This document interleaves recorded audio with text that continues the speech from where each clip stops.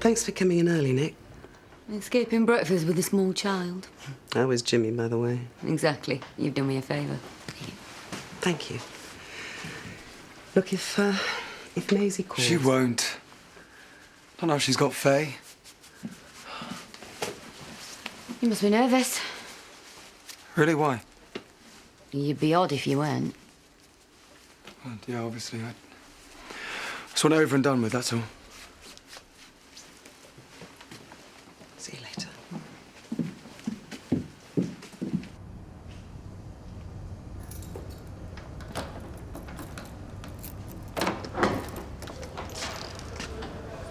Come on, lad. It's time.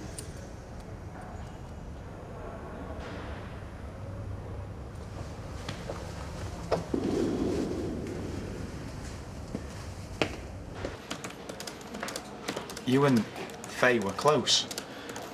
Yeah. Like you and Maisie. What? Are you suggesting a day in court to support the women that we used to be close to? No. Well, it's not that I don't care, it's just that I don't... Care? think that sitting in a sweaty courtroom with me knitting while the guillotine falls is a good idea. You think you did it? Possibly. But you say that to Faye, and I'll deny it. Should be designated parking. It's an absolute disgrace. Being a modern society, parking. When I were a lad... The fields round here are all car parks. Long work days, eh? I'm glad to see you finding it so funny. Nathan.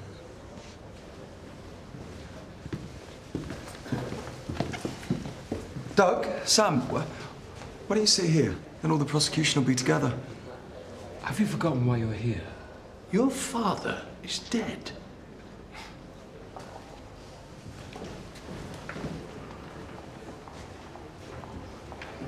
If you're so cool about it, why are you skulking round here? I'm not cool, I'm just being the sensible one, as usual. Yeah, in hiding. Actually, I don't have any driving jobs till later on. But yes, I'm bothered, concerned, whatever you want to call it, that some kid might get sent down. But a lot less bothered than I will be if you end up doing a stretch. Unless it's your neck, of course. Huh, yeah, funny. Why don't we take your mind off things? Why don't we go shopping? Because I would rather pull my own teeth out. Half an hour upstairs, then. If you can manage that. Yeah, no problem. But does it have to be with you? Do what you like. I'm just looking out for our Sam. If you do end up inside, I won't be waiting, all right? Yeah, I love you. Moron.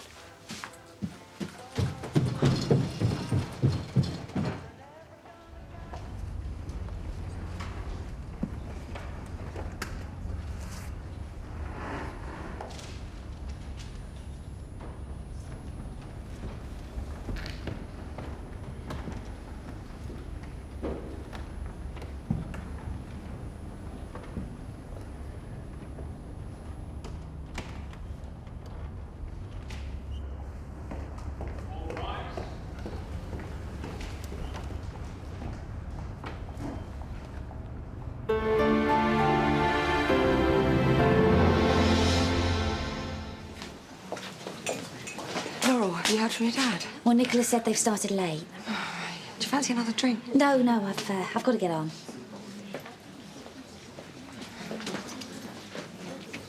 What have I done? I don't think it's you she's avoiding. Can I have a spritzer, please, Dan? Of course you can. I'll join you. Oh, any news? I thought you'd be ringside. I'm not allowed to sit in until I've given evidence. As if she didn't know. More court appearances than Pete Doherty. Not since I met Eric. How sweet. He takes the rap for everything now. I'll bring it over if you like. Mark Wylde's life was a web of lies. Even his name was a lie. His real name was Daniel Lamb. He allowed his first wife, Faye, to think he was dead. He bigamously married his second wife, Natasha, not telling her his identity was false until forced to, when Faye recognized his picture in a magazine and tracked him down. The Crown submits that the events on the night of Mark Wylde's death The revelation that the defendant, Ryan Lamb, was his son, and that the girl he'd fallen passionately in love with, Maisie Wylde, was his own sister. So enraged Ryan that he shot and killed the father he never really had. So we have the defendant's necklace found at the murder scene, the gunpowder residue found on the jacket he wore on the night of the murder, and the gun buried behind the garage where he worked. Yes, that's right. We understand that Mark Wylde's body lay in a shallow grave for 6 months? Yes. Could we pin it down to dates? Could it be possible to determine if he died on the night of the 12th of January? I can't be exact, but it would have been very close to that date, yes. Thank you, Mr. Bartle.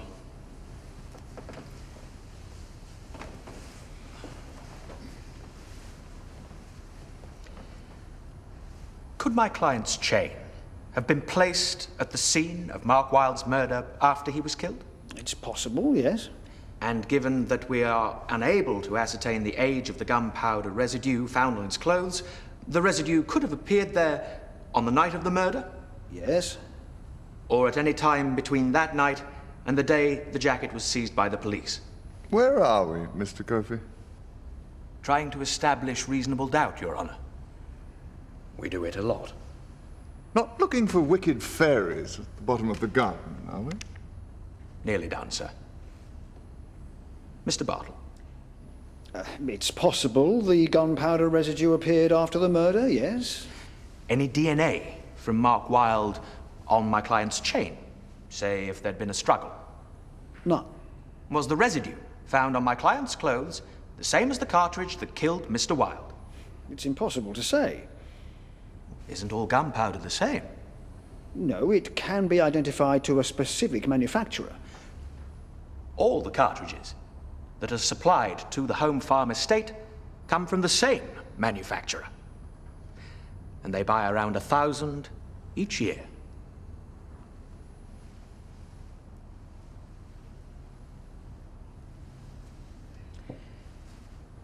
Is there any forensic evidence linking Ryan Lamb to the murder weapon itself? None. The gun had been thoroughly cleaned. Yet you are expected to believe that he leaves the sloppiest trail of evidence, from the shallow grave, to his home, to the garage where he badly buries the murder weapon only a few feet from the place where he works every day. I can't hear a question. Why would he have such a sudden fit of meticulousness over cleaning the gun, when he's apparently entirely useless at covering every other aspect of his murderous tracks? Miss Sugden replied, Ryan was freezing, so he went to my house. He told me he'd been at the garage, out in the car, and wandering on the estate all night. He was distraught after finding out that Mark Wylde was his dad like that. He said that they'd all lied to him for so long, he was in shock. Mr. Kofi. Nothing to add. Mr. Seeley. Prosecution calls Nathan Wylde.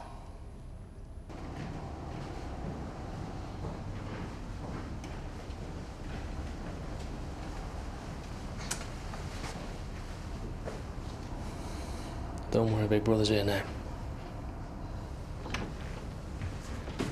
Nathan Wylde? Just do your best, all right?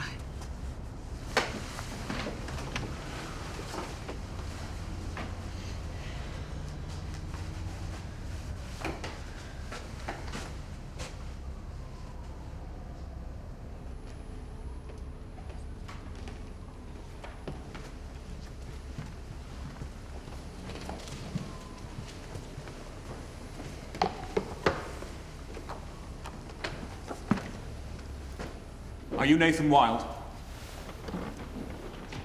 I am.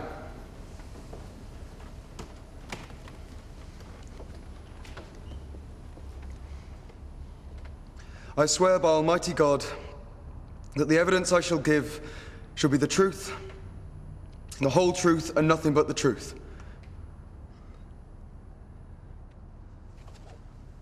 Emmerdale continues in half an hour.